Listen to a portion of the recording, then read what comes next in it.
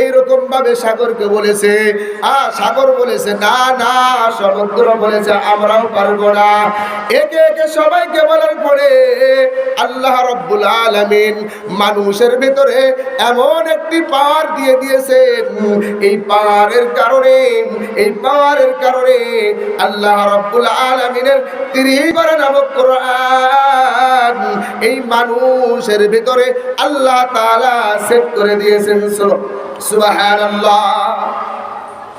এজন্য আজকে এই মাদ্রাসা থেকে হাফেজ ছাত্র কোরআনুল কারীম 30 পারা কোরআন এই সিনায় আল্লাহ রাব্বুল আলামিন সংরক্ষণ করার তৌফিক দান করেছেন।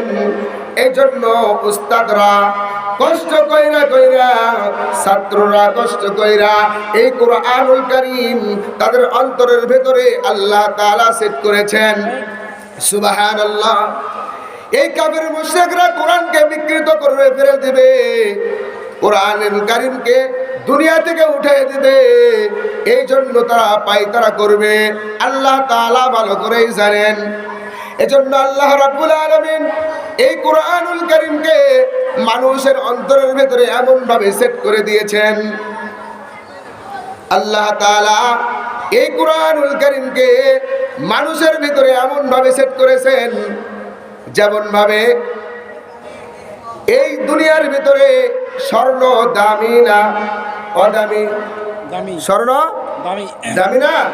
এই স্বর্ণকে আমরা কি আলমারির ভিতরে শোকেজের ভিতরে উপরে সাজে রাখি? না। কোথায় রাখি? আমরা এটাকে সিন্ধুকের ভিতরে ভালো করে এটাকে যত্ন করে রাখি যেন চোরে না নিয়ে যাইতে পারে। তো যেই রকম দামি জিনিস হয় ওই রকম ভাবে দামি জায়গায় একে সংরক্ষণ করা হয়। তো আল্লাহ রাব্বুল আলামিনও এই কোরআনুল কারীম যখন দামি, তাহলে এই কোরআনুল কারীমটা আল্লাহ তাআলা এমন ভাবে সংরক্ষণ করে রাখছেন, মানুষকে এক্সরা করলে মানুষের ভেতরের রক্ত দেখা যায়, মাংস দেখা যায়, কলিজা দেখা যায়, ফেসকে দেখা যায়, পানি দেখা যায়, ভিতরে কি আছে, হাড্ডির ভিতরে মজা আছে সেইটাও দেখা যায়, ঠিক কিনা? ঠিক। কিন্তু আল্লাহ রাব্বুল আলামিন কি কুদরতে আল্লাহ তাআলা এই 30 পারা নামক কোরআন একটা বান্দা মুখস্থ করেছে, তার কোথায় এই কোরআন আছে? এই কোরআনটা আর এক্সরা কেন, দুনিয়ার সমস্ত মিশিং যদি একটা মানুষের একটা হাফেজে কোরআনের ভিতরে শরীরের উপরে সেট করা হয়, একটা কোরআনের আয়াত দেখতে পারবে না। সুবহানাল্লাহ।